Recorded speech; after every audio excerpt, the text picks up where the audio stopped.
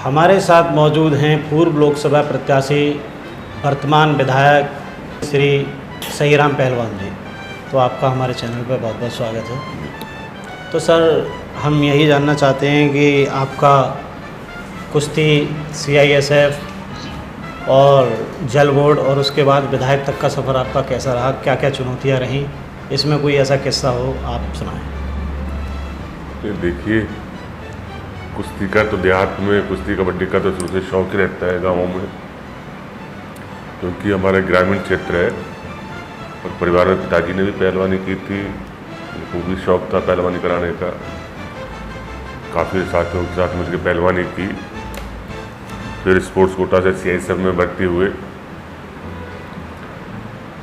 किन्हीं कारणों से CISF छोड़नी पड़ी 5-6 साल के बाद। तो कुछ समय दिल्ली जल बोर्ड में भी किया है और एक जुनून था, एक शौक था क्योंकि पिताजी यहाँ कांग्रेस के मंडल अध्यक्ष रहते रहे, कांग्रेस के मंडल अध्यक्ष, कांग्रेस के, तो उनके साथ यहाँ आना जाना लोगों का लगा रहता था। उसी में थोड़ा शौक में हम चुनाव लड़ लिए। पहला निगम पार्षद का इंडिपेंडेंट और जीत गए। नहीं, पहले आप जल बोर्ड में भी थे, उसके बाद एकदम अचानक से जो है आपने जल बोर्ड से इस्तीफा दिया। नहीं, जल बोर्ड से इस्तीफा देने के बाद काफ़ी टाइम के बाद हम चुनाव जन सेवा का जुनून। मैंने बताया ना, पिताजी के पास लोग आते रहते थे। पिताजी कांग्रेस के, जब कांग्रेस का महरौली मंडल होता था, ये बहुत बड़ा ब्लॉक होता था, तो लोग कामों के लिए आते रहते, जान पहचान बढ़ी, तो एक शौक तो लगा कि हम भी कुछ जन सेवा करें। तो 97 में चुनाव हुआ, कांग्रेस ने टिकट मांगा था, कांग्रेस ने टिकट दिया नहीं, बस उसी में इंडिपेंडेंट चुनाव लड़ लिए। अच्छा सर, आप कुश्ती लड़ते थे, तो कुश्ती के दौरान कभी ऐसा हुआ कि कुश्ती आपकी हो रही है और उस दौरान किसी का हाथ पैर में चोट लग जाए, जैसा कि अमूमन हो जाता है कि जब कुश्तियाँ काफ़ी बार हुई है, ये तो नॉर्मल चीज़ है। कोई एक ऐसा किस्सा, किसी का हाथ टूटा हो या किसी का पैर टूट गया हो? नहीं, टूटे तो नहीं, लेकिन चोटें तो लगी थी। चोटी तो लगी है। चोट तो काफ़ी मेरे को भी लगी है, जिनके साथ हम प्रैक्टिस करते थे उनको भी लगी है, जिनके साथ फाइट होती थी उनको भी लगी है। काफ़ी चोटें मुझे भी लगी कई बार। अच्छा, जब आप पहली बार विधायक बने थे तो वो एक्सपीरियंस कैसा था कि पहले दिन मुझे ये करना है, या आपने पहला काम ऐसा कौन सा किया था जो आपके अंदर पहले से मौजूद था कि मैं जब विधायक बनूंगा तो पहला काम ये करूँगा? देखिए, मेरी विधानसभा में शुरू से ही एक पानी की बहुत बड़ी समस्या रही है और मैं मानता हूँ कि आज भी है। ऐसा नहीं है कि मैंने उसे पूरा कर दिया, आज भी कुछ समस्या पानी की थोड़ी बहुत है। हमारा सबसे पहला टारगेट था कि पानी की समस्या को क्षेत्र में ख़त्म करना, तो उसमें हमने काफ़ी काम किया है। कई सौ बोरवेल लगाए हैं, पानी की लाइनें बिछाई हैं, टैंकरों की बढ़ोतरी कराई है, तो उससे काफ़ी हद तक हमने कवर किया है। लेकिन मैं आज भी मैं ये नहीं कह सकता कि हाँ 100% हम संतुष्ट हैं, तभी है और भी काम की ज़रूरत है पानी पे। तो पानी का आपने जो इंतज़ाम करवाया, पानी के इंतज़ाम वाली बात ठीक है, लेकिन जैसा कि अभी बारिश का मौसम चल रहा है और बारिश के मौसम में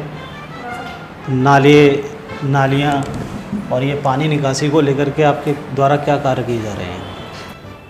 देखिए, अभी आपने देखा होगा पीछे पहली ही बारिश में सरिता बिहार अंडरपास में बहुत ज़्यादा पानी भरा था। लोग दिल्ली सरकार पे, विधायकों पे आरोप प्रत्यारोप करते रहे, लेकिन आपके चैनल के माध्यम से मैं कहना चाहूँगा, उसमें तकरीबन पिछले 5 साल से मैं 50 लेटर LG महोदय को और VC वाइस चेयरमैन DDA को लिख चुका हूँ, क्योंकि वो DDA के अंदर है, ना दिल्ली सरकार का उसमें कोई रोल ही नहीं है। दिल्ली सरकार का है पहलादपुर का।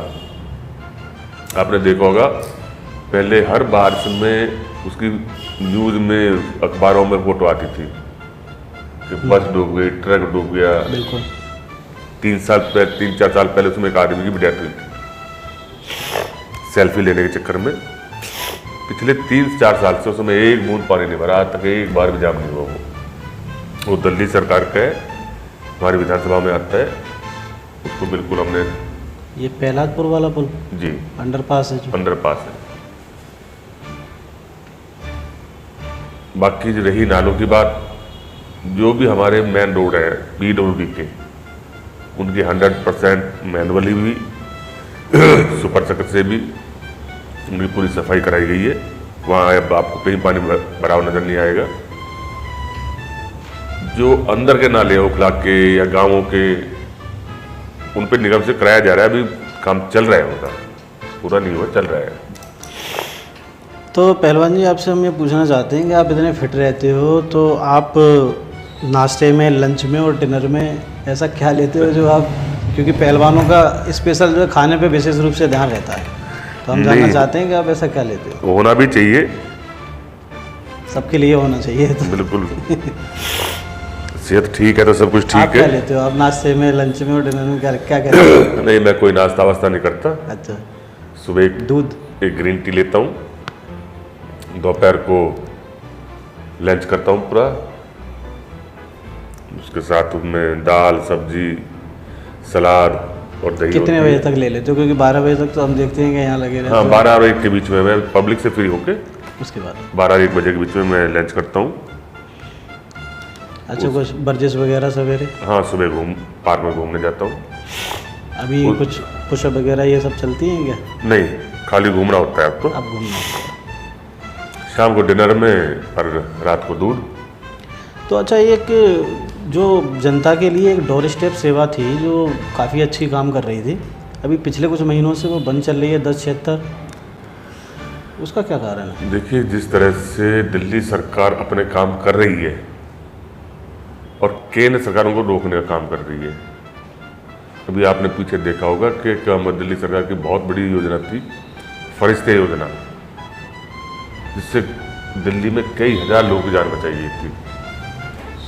LG महोदय ने वो भी रुकवा दी थी, उसके लिए भी सुप्रीम कोर्ट जाना पड़ा। केंद्र सरकार नहीं चाहती दिल्ली सरकार काम करे। LG और सरकार के बीच में खींचतान बहुत ज़्यादा खींचतान, जो नहीं होनी चाहिए, जो दिल्ली के हित में नहीं है, दिल्ली की जनता के हित में नहीं है। हाँ, दिल्ली की LG महोदय बैठे हुए, उनको दिल्ली सरकार को सपोर्ट करना चाहिए कि दिल्ली की जनता ने के लिए काम किए जाए, लेकिन नहीं, वो आए दिन नई नई अड़चनें लगाते रहते हैं। अब जिस ठेकेदार को ये डोर टू स्टेप डिलीवरी करनी थी उसकी पेमेंट रोक दी।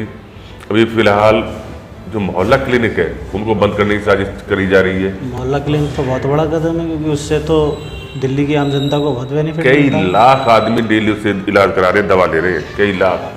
क्योंकि जैसे बुखार हो गया, छोटी मोटी और मैं समस्या कह रहा हूँ कई लाख एवरेज निकाल कर देखो आप, कई लाख आदमी डेली दवा ले रहे हैं, दिल्ली की जनता का फायदा है। लेकिन अब कई कई महीने से जो वहाँ जो डॉक्टर बैठे हुए हैं, जो नर्सिंग स्टाफ है, उनकी सैलरी नहीं आ रही। सैलरी नहीं आएगी तो फिर लास्ट में जाके उसे फिर रोकना क्या पड़ेगा। करेंगे वो? तो केंद्र सरकार द्वारा, LG द्वारा इस तरह के काम किए जा रहे हैं। उसी में एक डोर टू स्टेप डिलीवरी है, वो भी है। अभी पीछे क्राइम को रोकने के लिए CCTV कैमरे लगाए गए थे, काफ़ी ज़्यादा कारगर साबित हुई हो। लेकिन उन पे भी उनको ऑब्जेक्शन है। अच्छा, तो अभी ये CCTV वाला काम जो है जहाँ जहाँ लग गए हैं वहाँ वहाँ ठीक है, अभी रुक गया है क्या ये बीच में? काफ़ी हद तक जो काफ़ी टाइम के लगे हुए खराब हो गए, उनको रिपेयर करने की ज़रूरत है। अच्छा, एक चीज़ और है कि आप केजरीवाल जी से आपकी जो है डायरेक्ट बात होती है या कोई प्रोटोकॉल है बीच में? नहीं, जब हमें जरूरत होती है मुलाकात करने की, मुलाकात हो जाती है। हो जाती है। आखिरी बार आपकी कब बातचीत हुई थी? जेल जाने से 3 दिन पहले। जेल जाने से 3 दिन पहले, तो उस समय लोकसभा इलेक्शन का प्रचार चल रहा था, उस समय हुई थी आपकी बात। अच्छा, ये कोर्ट ने जो सुप्रीम कोर्ट ने अभी केजरीवाल जी को अंतरिम जमानत दी है कल, और उसके बाद में जो फैसला अगली बेंच को भेज दिया है। अब ये इसका क्या चल रहा है कि मतलब कभी उन्हें जमानत दी जा रही है, कभी कैंसिल की जा रही है? देखिए कि बहुत ही दुर्भाग्य की बात है, एक सिटिंग CM के साथ में दिल्ली की जनता को क्या मैसेज एक जा भी रहा है? कितनी ऐसे पॉलिटिकल आदमी जिनको परेशान किया जा रहा है, ये आने वाले टाइम के लिए पॉलिटिकल लोगों के लिए ठीक नहीं है। जो रास्ता बीजेपी दिखा रही है देखिए हमेशा तो बीजेपी की सरकार रहेगी नहीं, बिल्कुल, सरकारें तो सरकार तो बदलती रहती है समय के अनुसार। तो ये एक रास्ता दिखा रही है दूसरे लोगों को कि अगर कभी तुम्हें मौका मिले तुम भी इसी तरह करना, और होगा, यही होगा। जो और भी लोग हैं वो पहले ही सावधान हो जाएं कि जिसने भी उनकी बात नहीं मानी उनके साथ यही होगा। नहीं नहीं नहीं नहीं, देखिए आज बीजेपी में जितने लोग गए हैं जी, मन से मोदी जी, अमित शाह जी उनको लिए कहते थे कि चक्की पीसेंगे ये लोग, किसी में 100 करोड़ का घोटाला, किसी में 70,000 करोड़ का घोटाला। इनके खुद के देख लो ना। मैं कहता हूँ जिस आदमी के बयान पे माननीय मुख्यमंत्री जी को जेल भेजा गया है, उस आदमी ने खुद ने 60 करोड़ का चुनावी बॉन्ड दिया इन्हें। 60 करोड़ का चुनावी 5 करोड़ तो जेल में रहते हुए दिए, ऑन रिकॉर्ड है। तो हलफनामा दिया सुप्रीम कोर्ट में चुनाव आयोग ने,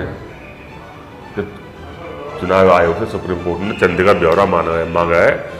तो बीजेपी का जो चंदे का ब्यौरा था 5 करोड़ तो जब वो जेल में था तब दिए, 55 करोड़ रुपया उसने जेल से बाहर आने के बाद दिए। ऐसा लगता है कि दबाव डाला गया है। नेचुरली से ज्यादा और क्या होगा। अब आप खुद देखिए ना, ईडी ने क्या केस है, केस एक है जो ईडी जिसकी जांच कर रही है वही केस है, सीबीआई भी उसकी जांच कर रही है।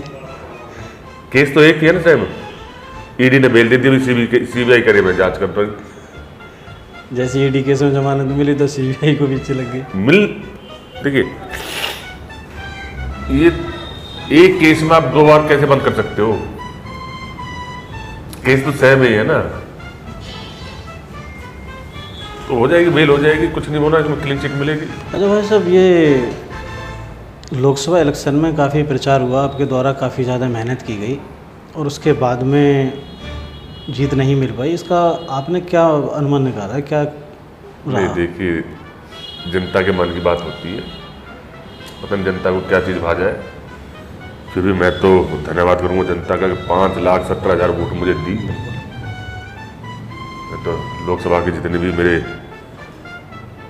सातों सीटों में बिल्कुल ऐसा लग रहा था कि ये वाली सीट तो आपकी क्लियर है। उसके बाद देखिए चुनाव है तो हार जीत लगी रहती है, कि आदमी जीतता है। बिल्कुल कुश्ती की तरह है, सेम टू सेम। हाँ तो बिल्कुल दो पहलवानों में कुश्ती होती है तो जीतता तो है ये। पर कुश्ती में ये कई बार बराबर छूट जाते हैं। बिल्कुल, लेकिन इसमें तो फैसला होना ही होना है। होना ही होना है। मैं तो अपने लोकसभा के सभी बुजुर्गों का, नौजवान साथियों का, माताओं बहनों का धन्यवाद करूंगा कि इतनी बड़ी से उसमें मुझे उन्होंने वोटिंग की। 5,17,000 लिए मेरे लिए कम नहीं है, बहुत ज़्यादा है। कोई बात नहीं, आगे फिर ट्राई करेंगे। तो अपने लोकसभा क्षेत्र में आप जो है अभी इस समय जो है लगे हुए हैं, सारे काम आपके चल रहे हैं? नहीं, अभी तो लोकसभा में कम, विधानसभा में थोड़ा विधानसभा फोकस करना पड़ रहा है, क्योंकि अभी 5 महीने बाद फिर विधानसभा है, विधानसभा चुनाव, तो अभी तो उस पर ज़्यादा फोकस कर रहे हैं। उसके बाद फिर देखेंगे लोकसभा। ठीक है सर, बहुत बहुत धन्यवाद। Thank you.